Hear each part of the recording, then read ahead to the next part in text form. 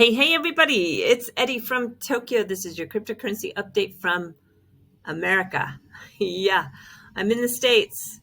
I've been here for about 3 weeks. I return to Japan tomorrow. I can't wait to get back because November, December, and January are my favorite months.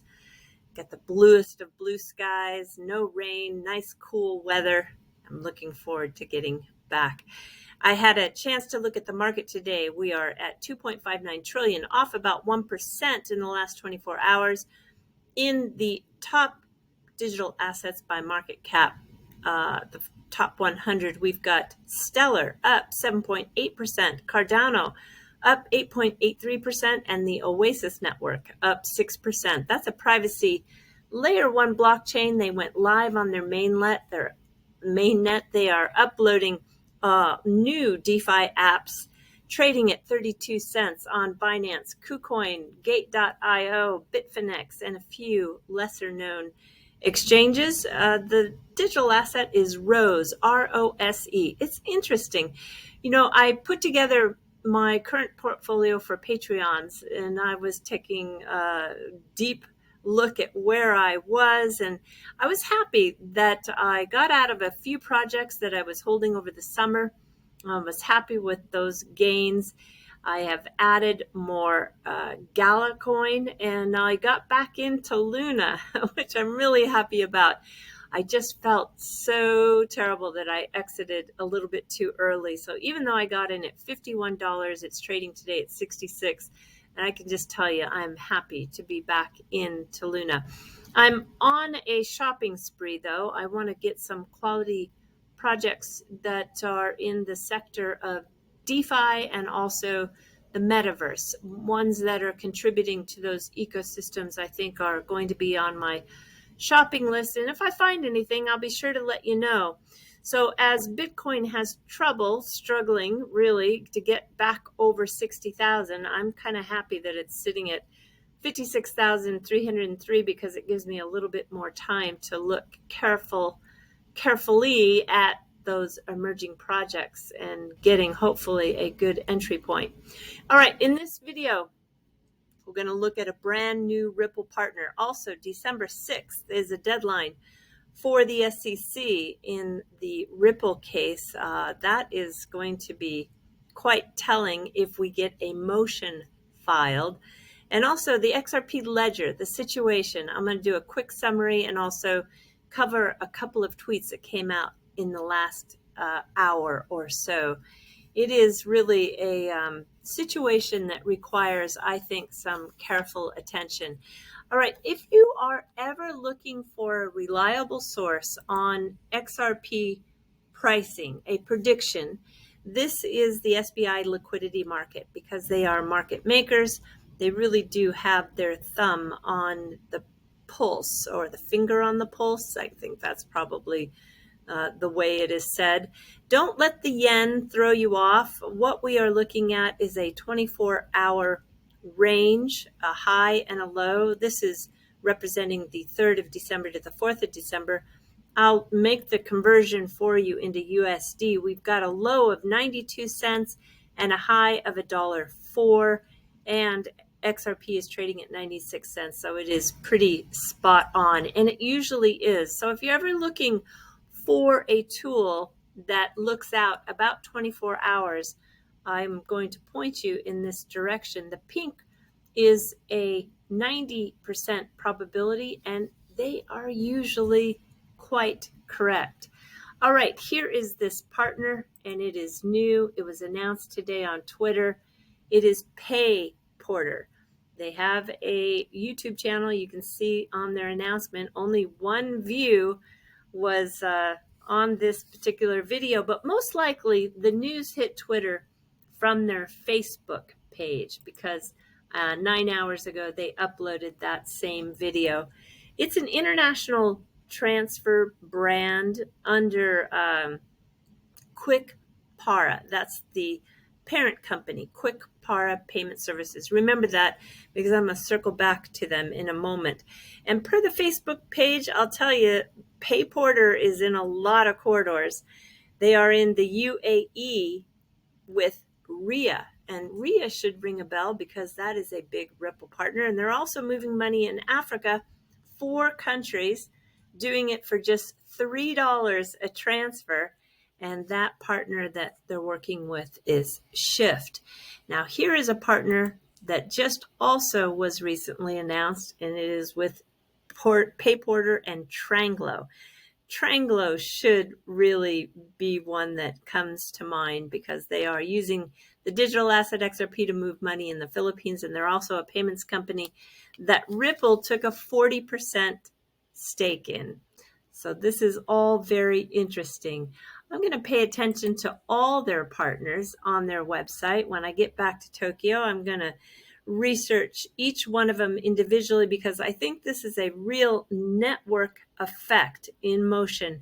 That flywheel is going faster and faster, and the potential for the use case of the digital asset XRP is really starting to become just a big play in so many corridors now. So I'll let you know if I find anything. An interesting statement too, as I circle back to that parent company, came from the central bank in Turkey back in September. Complaints are high in this country for the payment transfer services. There's a increase of grievances. And so the central bank put together an effective electronic money institution list. And you can see here, Quick Para Payment Services is one of 26 that got a thumbs up. So it's really good that they are a quality partner. Now, the information that is coming out of the SEC versus Ripple case for a deadline that occurs on December 6th is most interesting. So the SEC has to identify any term of XRP sales contract that was created with the expectation of profits. So this is what Ripple wants to see. If that's being a claim, Ripple wants to see where the SEC is coming up with that. And also, they need to answer if Ripple's efforts were necessary to affect the price. That'll be an interesting. That'll be interesting if they can answer that one. And one more big one is the 776 request to respond for admissions that relate to the fair notice defense. That is really a defense that is going to be a game changer, and the all eyes, I think, are on how that plays out. So there are some other issues too, but what we need to know, and we were told by attorney John Deaton, is that everyone should be aware that it is unlikely that the public will hear anything or see anything on December 6th. The 6th, yes, is a deadline for the SEC to provide discovery responses to Ripple. So those responses won't be publicly filed.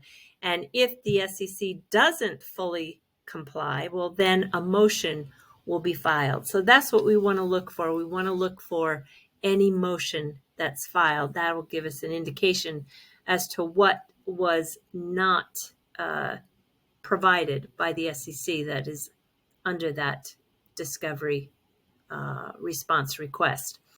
All right, let's get to the XRP ledger. Boy, oh boy, this is a big deal.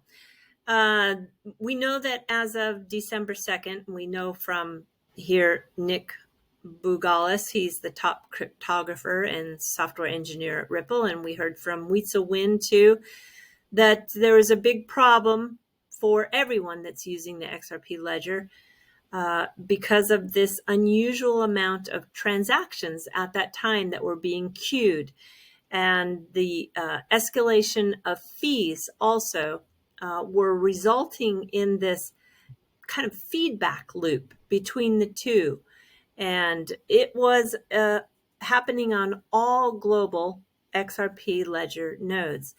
The full history node, which is very expensive, became out of sync on December seconds. So all hands went on deck. People from Ripple, people from Ripple X, people from XRPL Labs, and outside developers.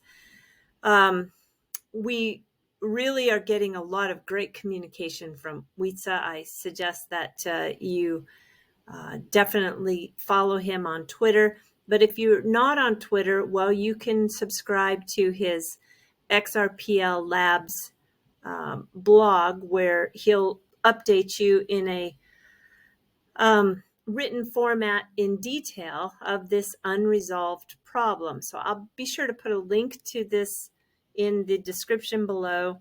This is a problem that is really the XRP ledger wide, and it affects the wallets, it affects the apps, it affects the nodes, and it's due to the recent spike in the load on the XRP ledger. The network is basically overloaded. And essentially, according to Elliot Lee of Ripple X, the number of the trust lines and tokens and transactions, they have grown big time. And there is a corresponding need to scale, and the XRP ledger has not been able to scale with the growth. Engineers were already working on several proposed changes, but the growth has caused everyone to redouble their efforts. Now, I want to just read to you the last paragraph in this article by Elliot under the call to action. He says that we believe that the issues related to the rapid growth of the XRP ledger are transient. He doesn't think that growth is going to continue. I'm not so sure on that, but with the help of the broader community, it will be solved, so the ledger will continue to get stronger as it grows. And then we also heard from Richard Holland of XRPL Labs. He's provided an analysis, and the ledger validator operators are all working together. They're joining forces to update their configuration to allow a higher target amount of transactions per closed ledger.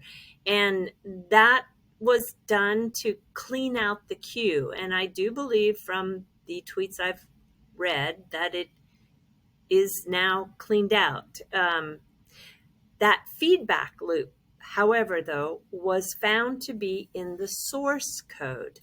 So a question, very good question, came from the community member Crypto Eri. He asked, where's David Schwartz? You know, the Ripple CTO has not tweeted on this issue. And David replied that he's in Antarctica, so he's not likely to be much help right now. Tensions are running a bit high, as many people are really trying to understand the complexity, and they also want to know if they can help. Here we have Jungle. He was asking about raising money. I mean, he's just brainstorming here. Can we contribute directly, or can we issue a token? Because he thought that we could easily raise 10 million in no time. I agree with him, but at XRPL Rabbit, who operates a UNL, that's a trusted validator, he points out that that would involve security laws, and that's just, definitely not something we want to go down for. It's not what we want to do when it involves the security laws. And he thought maybe people should slow down or make more informed choices as to which projects they should participate in. But really, that's so difficult, because who's to say, some are okay and some are not okay before any real vetting is done? An open source ecosystem or decentralized ledger like XRP should be open to all who want to develop on it without breaking it. This is going to take skilled engineers to fix. It's also it's required that to work on the code base. Yeah, it's going to take a lot of time and financial resources. So it is not an easy fix. Yes, it will prove that this XRP ledger is decentralized because the fix is going to be observed by everyone, and it will prove that Ripple is not in control. But it also is going to be very painful, I'm afraid. I mean, I think you're going to have words fly through a lot of raised emotions, and hopefully there isn't a lot of regrets out there. Also, the hours and days and weeks of very stressful time and sleepless nights for the developers are just really a reality. I feel terrible for them. It also will slow down the growth on the XRP ledger, maybe even turn some away who were thinking of building on it but are now wanting to see this fixed before they move forward in incorporating the ledger into their project. That's just to name 3 pain points. I'm sure there's going to be lots of other pain points. This is just not good when you hear that the claims of the 1,500 transaction per second is just not happening right now. And as Wisa Wim points out, that everybody's on their knees with just 5 to 15 transactions. So there needs to be a change in the code, and a lot of work still needs to be done. How long it'll take and how much money it will take, I don't think anybody can really answer that yet. But I'm watching closely, as I know a lot of other people are, and no doubt this community is going to fix it. And I just wish everybody to keep a chilled mind and just keep in touch that if there is some sort of way that we can help as non-developers, we should keep our eye out for that. Okay, I'm jumping to the fluff. A lot of people ask me to talk about Gundam. Gundam, of course, is part of the anime series that was, and manga, the comic book series that came out of Japan, and it's been like a 3-generation show now. There is a young boy who is in, not even in high school yet, and he's on his off time when he's not studying, he is building his own real, real robot of a Gundam. He was working on the legs just the other day. You can go on to his Twitter site and see his process. It's really quite fascinating. Yeah, no doubt he's going to have a big robotics company in his future that he'll be working at. How amazing is that? And when you think you've seen it all, you just haven't. When you do eat a lot of food that has soy sauce, you always worry about wearing white because the soy sauce can stain something terrible. And there's a company that knows it's a problem, so they have created a clear soy sauce. How about that? Just when you think you've seen it all.